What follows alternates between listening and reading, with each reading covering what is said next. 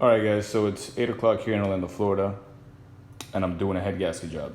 First of all, this is not a video on how to change the head gaskets. There are plenty of videos on how to do that all over YouTube, so I'm not going to oversaturate it with that.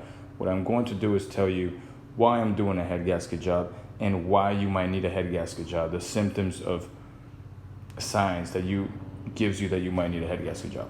So first of all, it started off with my radiator blowing up. This is why I got all aluminum aftermarket radiator. Instead of being a one row, which is a stock, this is a 2-row cooling radiator.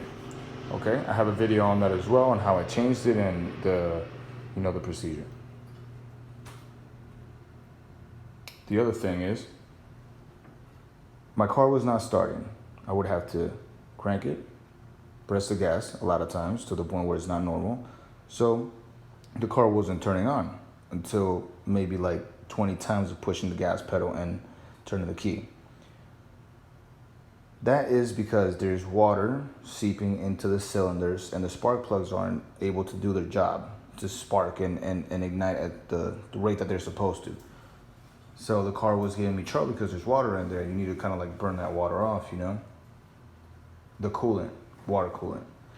So the other thing that happened was that the car started overheating, even though I had a new radiator, which is way bigger and more powerful. The other thing was that the water coolant lines were swelling up, were getting extremely big. So there was too much pressure going on, which means that there's combustion gases and everything mixing up. It's the car overheated. The car overheated on me, so that's my fault. But now I'm going to fix it. I have the whole gasket kit, and I'm gonna get it all done. That'll be another video on the outcome of it. Okay, so the other way that you can check if your head gasket is gone is take your oil cap off, look up under it, and see if there's white milky stuff. It just won't look right. There's milky stuff, or it might look like watery oil, which is not good for anything that's inside of your engine.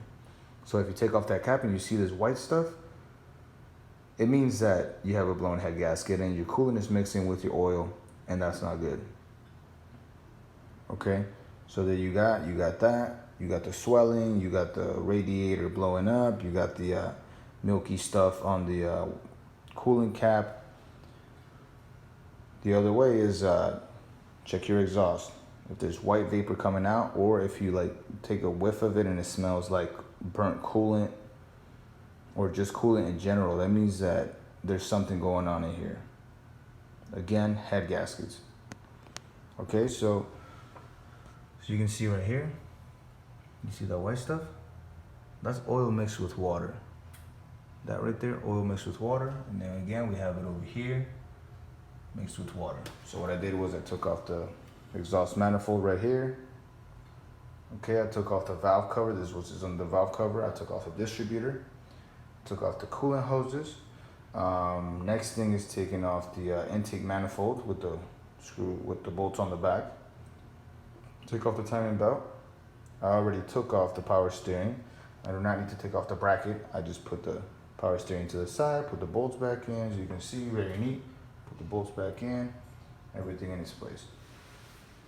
Valve cover, exhaust manifold, coolant hose, rag, and you get the point. That's how it is.